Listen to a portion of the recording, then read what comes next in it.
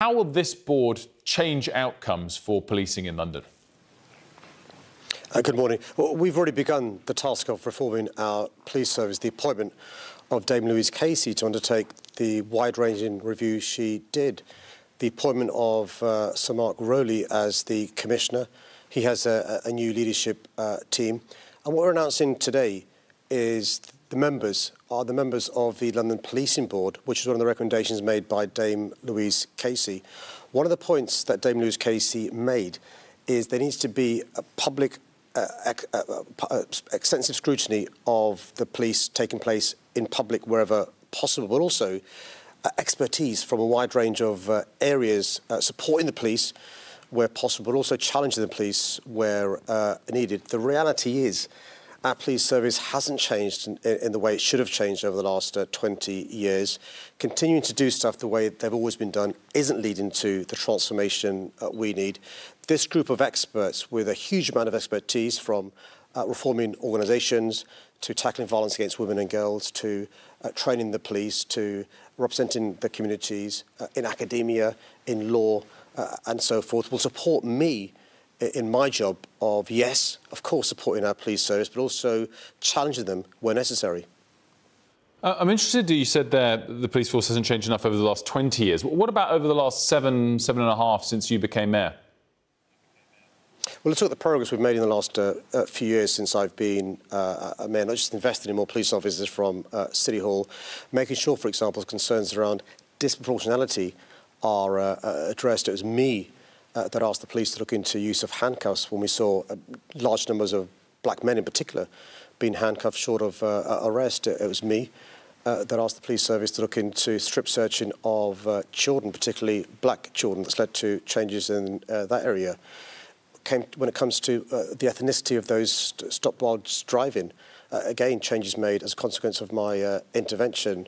Me getting the police watchdog involved in areas of concern, and Her Majesty's Inspectorate. Me doing this stuff by myself is clearly not being enough, which is why I asked Dame Louise Casey to undertake her review. But also, I didn't feel the previous Commissioner understood the systemic and cultural challenges, which is why, as a matter of public record, I lost confidence in her. So I understand the importance of our police service, not just reducing crime, improving their performance, but also earning back the trust and confidence of those communities in London who have lost it. And it's a fact of Dame Louise Casey's report's conclusion that Dame Louise Casey found that this police service was institutionally racist, institutionally sexist and institutionally homophobic. The new Commissioner gets it, and the new Commissioner has begun the task of turning the police service around. What we need from the government is not just support in terms of resources, but also changing the law to make it more difficult for police officers to join the police service who shouldn't, and easier to get rid of police officers from the police service who shouldn't be there. What I take, and correct me if I'm wrong, Mayor, from that answer is the implication that you are not yet happy with the outcomes. You've listed all the ways you've tried to start to make changes. When will those changes deliver better outcomes? By the time of the next mayoral elections, will you be fully responsible for the outcomes, or are you saying that you're only responsible for the intentions to try and change those outcomes? No, I'm quite clear. Reform of the Met Police Service is a critical part of my mayoralty. The new Commissioner needs to be given time to make the progress we need to make. Cultural and systematic change doesn't happen overnight. He himself thinks it will take between 2 and 3 years to bring about the changes we need to see in relation to progress. But here's the good news.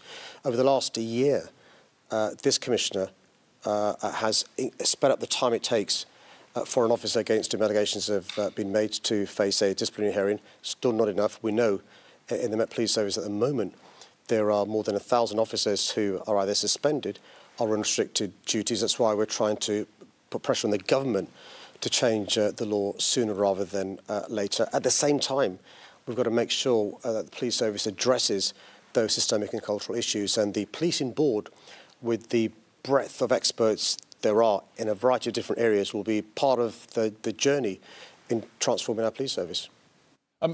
Wanted to ask you, Mayor, about Sam Coates' exclusive for Sky News yesterday. Sir Keir Starmer reported as captured as saying, as it relates to renegotiating terms with the EU, quote, actually, we don't want to diverge. Do you think the City of London, the financial sector, will welcome that? So I meet almost on a daily basis, probably weekly basis, business leaders from across our city. And some of the challenges they're reporting back to me are in relation to the challenges of doing business in the European Union, in relation to a skills shortage, in relation to the cost of doing business in the EU. And I think Keir Starmer is right to say, look, the current deal we have with the European Union has got big problems in it. Some would characterise it, I would, as an extreme hard Brexit deal. It's right that we look into having a better deal with the European Union. This deal that Boris Johnson negotiated with the European Union is up for review anyway in 2025. And why wouldn't a new government that wants our country to be doing better in terms of GDP, in terms of trading goods and services, in terms of investment, look sector by sector at the deal we have with the EU and improve it? So specifically, I mean, clearly financial services is a huge part of the British economy, but specifically the London economy, and regulation is a big part of that industry itself. Specifically for the City of London, do you think closer alignment with EU financial regulations would be welcomed?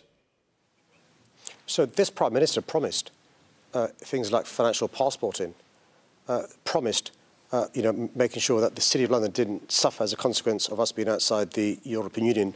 Unfortunately, there are big challenges to those businesses in the City of London doing remarkably good work in difficult circumstances. I think we should be looking into how the City of London can might make it easier to do business with Brussels and Frankfurt and other parts of the European Union. But also what we don't want is investors in other parts of the world, whether it's the USA, Singapore, Hong Kong, choosing to invest in those financial services businesses in the EU at the expense of London. I'd rather London be a bridge and a springboard for those investors and businesses outside of Europe to go and trade with the European Union, as well as trade in London and our country. And does that come via closer alignment of European financial regulation? In my view, it comes by looking at every single sector in relation to the deal done with the EU, in relation to financial services. I think there should be a close alignment with the European Union. And that will mean, though, negotiating on the deal we currently have. Look, I think when you speak to members of the government and the Conservative Party and Conservative supporters, they would accept the current deal we have with the EU isn't working as it was intended to work. You can't just stick your head in the sand, particularly when there's a review option in 2025, and pretend things are working well when they clearly aren't. And just finally, I wanted to ask you about environment policy. Clearly something that has been high on your inbox of the last month or so as it relates to ULEZ. And obviously this week, the government decided to relax some of their policies aiming at reaching net zero by 2050, though they maintained that headline commitment for net zero by 2050.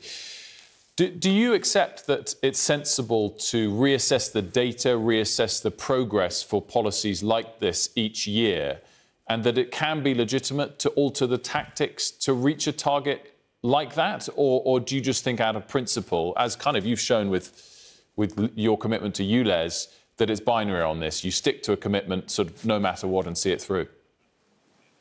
I think one of the problems with the announcement the government's made this week in relation to rowing back on our country's commitments to being net zero is their failure to understand that policies that are pro-green, pro-environment, pro-tackling the climate emergency are pro-business, pro-supporting families with the cost of living crisis. I'll give you just one example.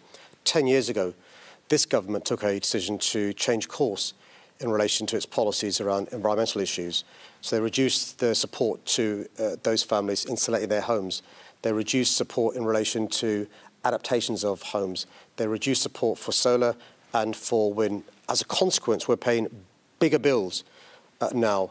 So that's exacerbating the cost of living crisis, exacerbating the cost of doing business, but also means we're more reliant on fossil fuels from overseas. And you've seen the response this week from car manufacturers, from chief executives saying what a government should be doing is providing ambition, commitment and clarity. And that's the opposite this week. Why would you, as a car manufacturer, invest in the UK when we've kicked the can down the road? You may choose to invest in the European Union.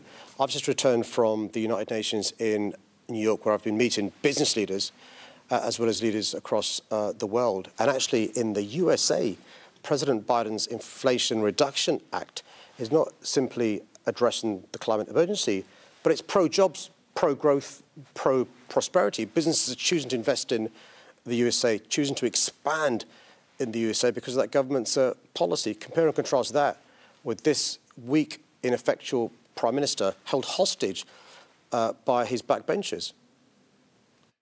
Mayor, I know we're out of time. I believe you're a Liverpool fan, but score prediction, North London derby this weekend? Listen, the way Arsenal are playing this year is as good, if not better, than last year. Spurs' new manager obviously is bringing about changes. I predict Arsenal winning 3-1. I hope you're right. Mayor, thank you for joining us.